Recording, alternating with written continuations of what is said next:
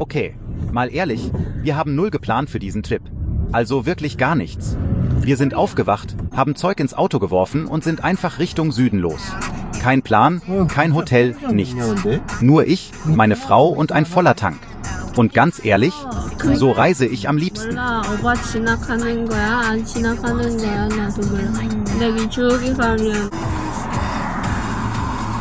Der Plan, und ich nenne das mal ganz locker so, ist Tongyeong. Wunderschöne kleine Hafenstadt ganz unten an der Südküste, etwa 4,5 Stunden von Seoul. Und Alter, schau dir das Wetter an. Blauer Himmel, goldenes Licht, Herbst in Bestform. Meine Frau sagt dauernd, es ist perfekt. Und ja, sie hat recht. Wir cruisen gerade einfach über die Autobahn.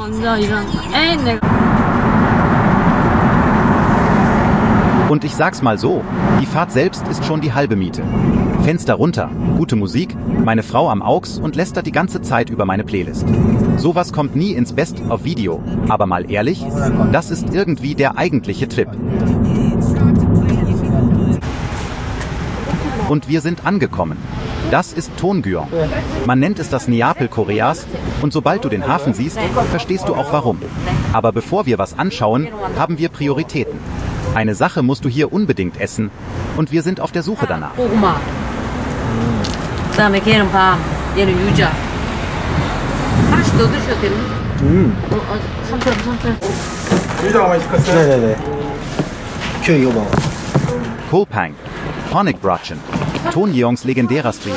Snack, ein kleines gebackenes Brötchen, gefüllt mit Honig, roten Bohnen, Süßkartoffel, was du willst. Außen knusprig, innen weich und süß. Die kosten so 3.000 Won pro Stück. Also haben wir natürlich gleich eine ganze Box mit 5 geholt. Zum Teilen. Theoretisch.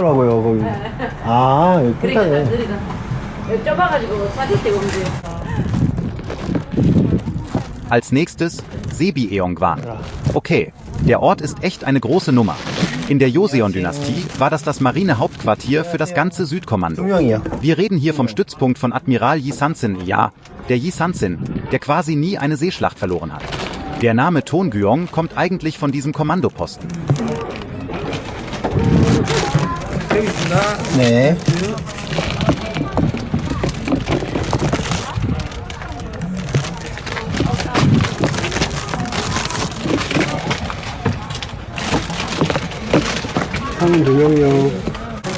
Und das Ding ist nicht klein.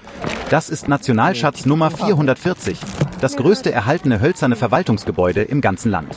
Der Name bedeutet ungefähr, alle Feinde unter dem Himmel hinwegfegen. Ziemlich krasser Name für ein Gebäude, oder? Du gehst rein und die schiere Größe haut dich einfach um. Weiter offener Innenhof, riesige Holzbalken überall.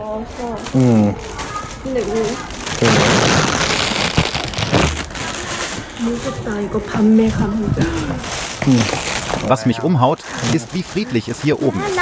Das ist ein Nationalschatz und wir haben ihn quasi für uns allein. Bei den großen Palästen in Seoul könntest du das nie machen. Tongyeong fühlt sich an wie ein kleines Geheimnis, von dem dir keiner erzählt hat.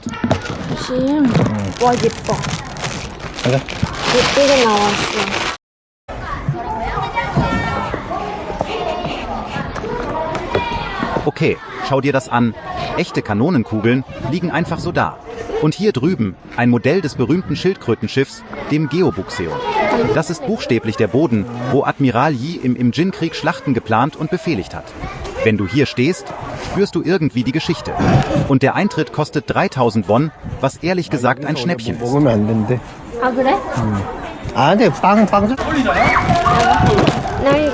Und jetzt ist meine Frau im vollen Reiseführermodus und liest mir jede einzelne Infotafel laut vor. Und ich bin nicht mal genervt. Mal ehrlich, die Hälfte von dem, was ich über diesen Ort weiß, kommt gerade direkt von ihr.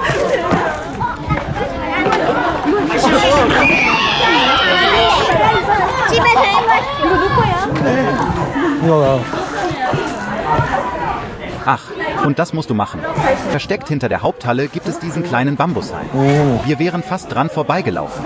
Meine Frau hat ihn entdeckt und meinte, warte, haben wir nicht sowas in Gyeongju gesehen? Echter Geheimtipp. Wenn du mal herkommst, lass den hinteren Teil auf keinen Fall aus.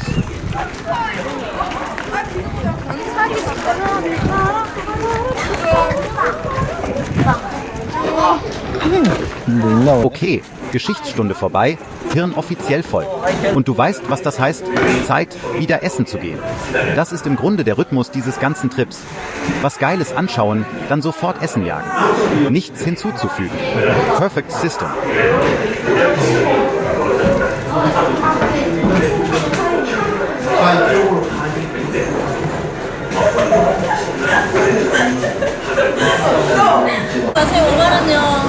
Von da aus sind wir in den Zentralmarkt von Tongyeong geschlendert und hier wird's richtig.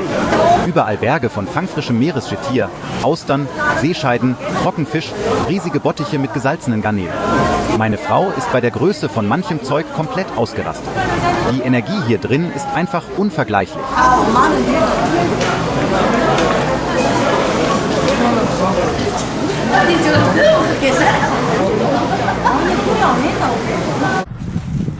Welcome. Okay, das ist der Ort, auf den ich am meisten gehüpet war. Das Wandgemäldedorf Dongpirang. Der Name bedeutet Ostklippe im lokalen Dialekt. Und jetzt das Coole. 2007 wollten sie das ganze Viertel abreißen. Aber Künstler aus ganz Korea kamen und malten Wandbilder auf die Mauern und das hat es buchstäblich gerettet. Jetzt ist es dieses charmante Labyrinth aus Gassen.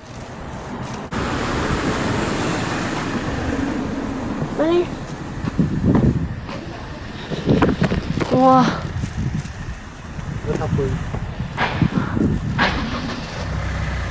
조심해. 이 차야? Und du kletterst einfach.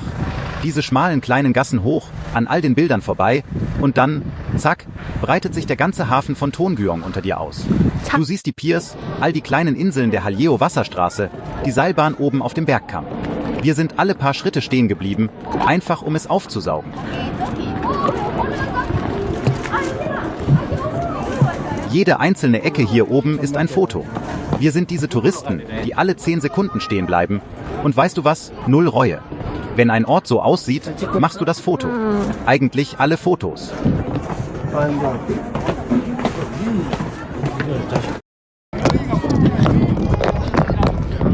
Die Gassen sind voll mit winzigen Cafés, Kunsthandwerksläden, kleinen Galerien in jeder Ecke. Und dann hat meine Frau diesen Souvenirladen mit Geburtssteinen gefunden. Und das war's. Game over. Sie stand nur da und meinte, das ist zu hübsch, ich kann nicht. Ich meine, ich versteh's. Der ganze Ort hat irgendwie diese Wirkung auf dich.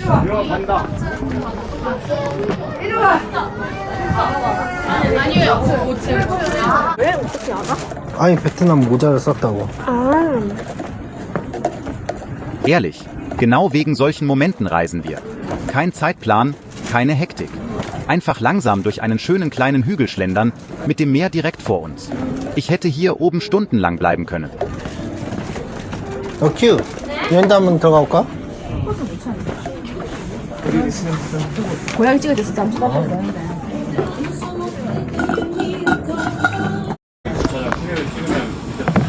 Alles klar, Zeit fürs Abendessen. Und in Tongyeong heißt das Meeresfrüchte. Wir haben uns direkt am Zentralmarkt eingerichtet und ein ganzes Buffet gegrillt. Diese Region ist das Paradies für sowas. Austern, Seescheiden, Abalone, alles frisch aus den sauberen Gewässern des Nationalparks. Es hat einfach was, sein Abendessen selbst zu grillen, das trifft anders.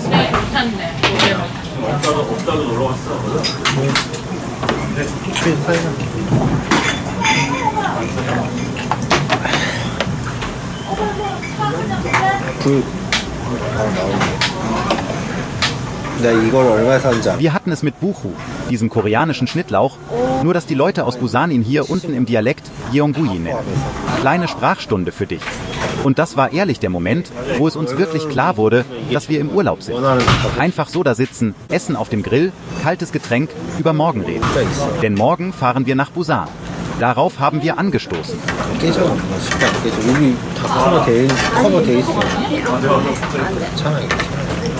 Und können wir kurz über fangfrische Meeresfrüchte reden?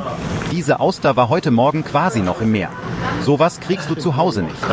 Wir haben uns dauernd angeschaut. So im Sinne von, haben wir gerade wirklich so viel Glück?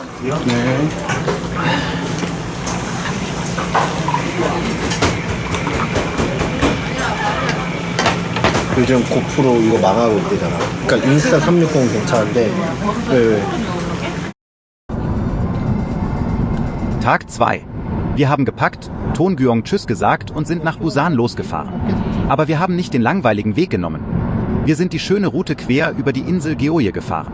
Und meine Frau hat schon angesagt, das wird eine der schönsten Fahrten. Bei sowas hat sie meistens recht, also mal sehen.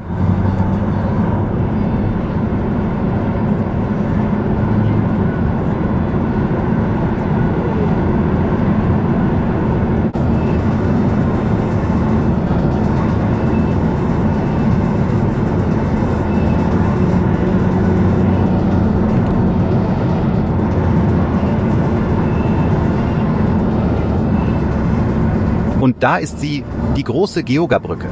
Das Ding ist der Wahnsinn. Sie verbindet die Insel Gyeoye den ganzen Weg bis nach Gyeonggi-do in Busan. Insgesamt 8,2 Kilometer lang. Wenn man die Incheon-Brücke nicht zählt, ist das die längste Brücke über dem Meer in ganz Korea. Beim Rüberfahren hast du auf jeder Seite das offene Südmeer. Unworkledge. 왼쪽. 오른쪽 됐다. 오른쪽.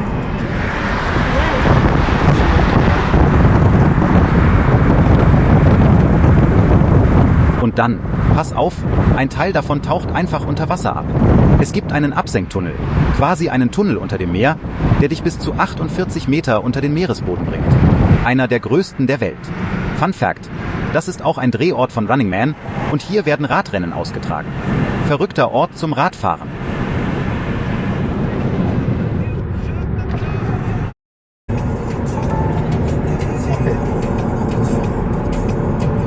Und du spürst die Stadt schon, bevor du sie überhaupt siehst. Die Straße wird breiter, die Gebäude schießen in die Höhe und zack, du bist in Busan. Nach 2 Tagen ruhigem, gemächlichem Tongyeong fühlt sich das wie ein komplett anderer Film an. 낚시하러 많이 오고. 아빠 좋아하시는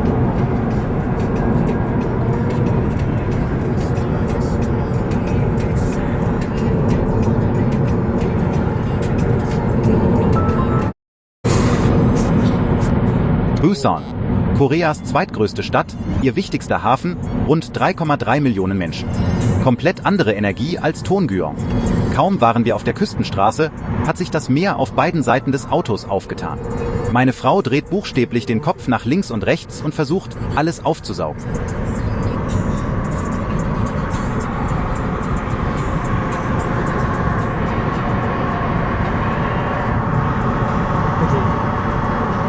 바다도 있고.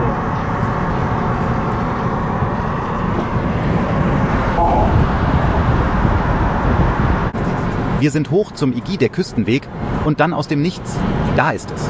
Die Gwangen-Brücke und der Gwangali-Strand, das Ganze direkt unter uns ausgebreitet. Ich glaube, ich habe kurz aufgehört zu reden, was, wenn du mich kennst, quasi nie passiert. Es ist einfach einer dieser Ausblicke.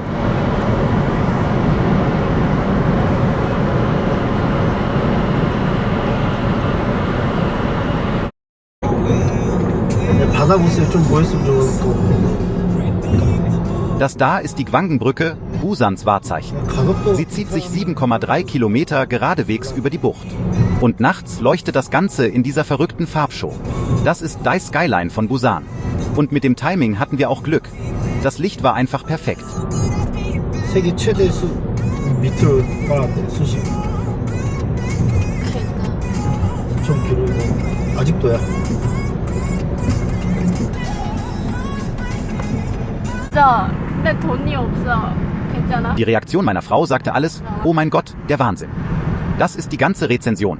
Busan hat uns wieder vollgekriegt. Tiefblauer Himmel überm Wasser, salzige Meeresluft, Sonne. Wir standen da und grinsten wie zwei Idioten. Jeden Kilometer wert.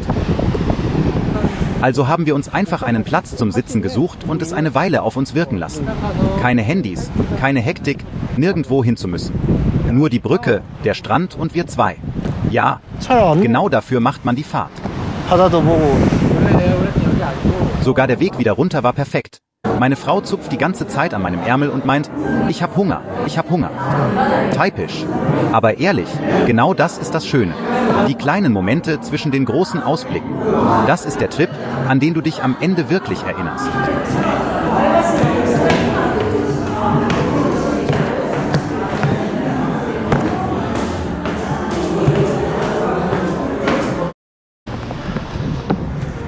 Also haben wir das einzig Richtige getan. Einen Laden gefunden und eine dampfende Schüssel Busan-Schweinesuppe geholt. Veggie-Gukbap. Perfekter Abschluss. Und während wir da saßen, waren wir schon ein bisschen traurig, dass es vorbei war und hätten gern noch eine Nacht gebucht.